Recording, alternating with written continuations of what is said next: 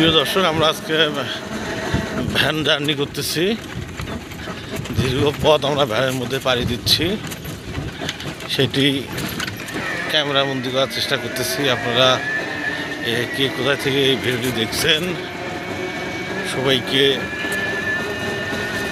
Sundarban page এবং YouTube চ্যানেলের পক্ষ থেকে ধন্যবাদ জানাচ্ছি। আমরা একটু ছোটোখাটো ট্যুরে গিয়েছিলাম, সেই ট্যুর থেকে ফিরতেছি এবং সেটি ক্যামেরাবন্দি করার চেষ্টা করতেছি। দেখতেছেন গ্রামীণ যে দৃশ্য,